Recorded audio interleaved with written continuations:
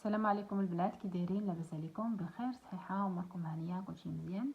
نتمنى يا ربي تكونوا بخير وعلى خير ان شاء الله يا ربي. مرحبا بكم عندي في درس جديد وفيديو جديد ان شاء الله. في هذا الفيديو هذا غادي نخدم معكم هذا الدرس كما كتشوفوا. ها هو الدرس خفيف وزوين وكيطلع بغيه. غادي تخدمي هكا في الجلابه ولا في القفطان. انا خدمته في الجلابه، هذا الكم ديال الجلابه، وقلت نشارك معكم الطريقه ان شاء الله. مرحبا بكم. بسم الله نبداو. هنا كنخدموا الحبيك هو الاول، كنضربوا في الثوب بحال هكا، كنضربوا غرزه هنايا،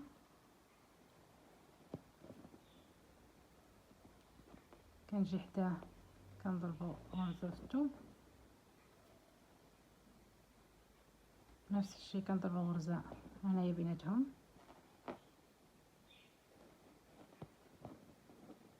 بحال هكا.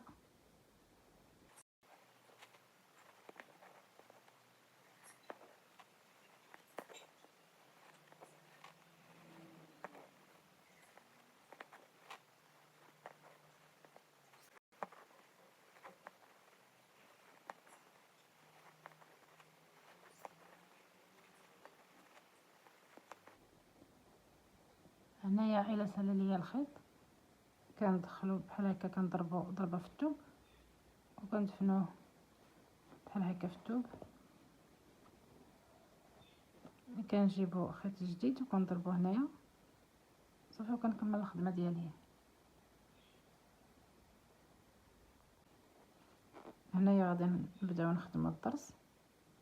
كنضربو ضربه في واحد العوينه بحال هكا، كنقزو عوينه، كنضربو في الثالثه بحال هكا، كنشكلو واحد القوس على هذا الشكل، كنرجعو نضربو هنايا،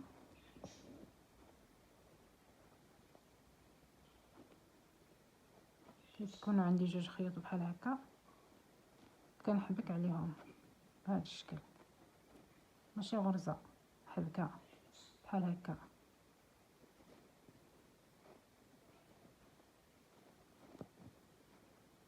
كنستمر بهذه الطريقه حتى نعمروا الخيط ديالنا بحال هذا الشكل.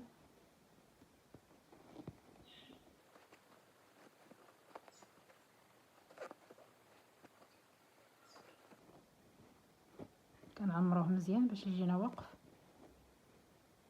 بحال هكا. كنضربوا في هذا الغرز اللي حداه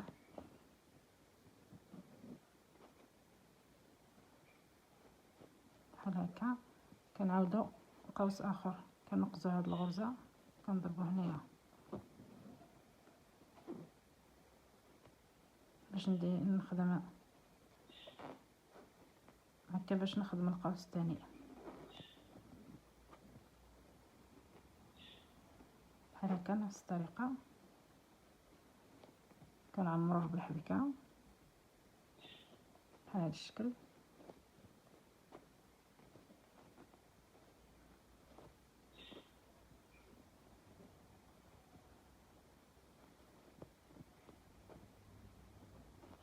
بحال هكا حتى نوصل الوسط ديالو، كنجيو كنضربو في الراس ديال هذا القوس،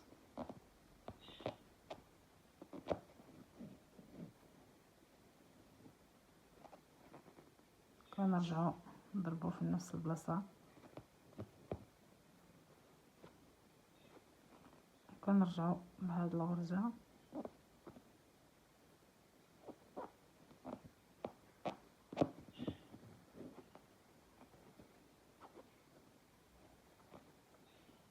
دابا غادي نضربو غرزه، ماشي الحبكه، غرزه بحال هكا بهذا الشكل، وغنخدمو الضرس ديال واحد.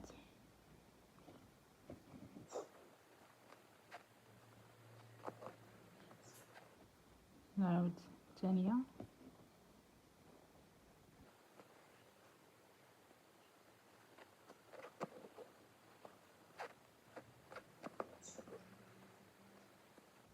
نخدم الثالثه،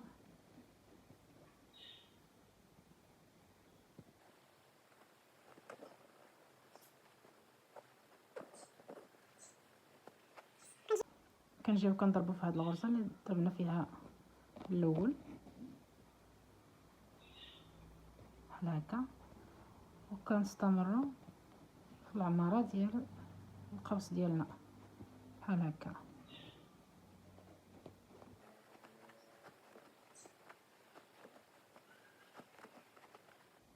ها هي الدراسه ديالنا البنات.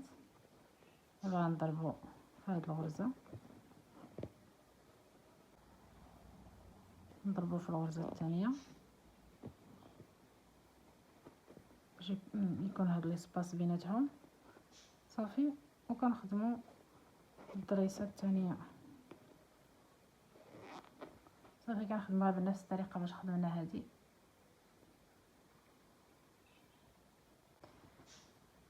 اذا هذا هو الدرس ديالنا البنات.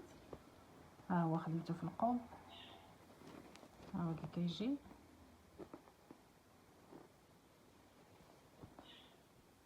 هذا هو الدرس ديالنا ديال اليوم البنات. نتمنى ينال الاعجاب ديالكم، وما تنسوناش بلا لايك ديالكم والتعليق والبارطاج، واشتركوا في القناه اللي مازال ما اشتركاش.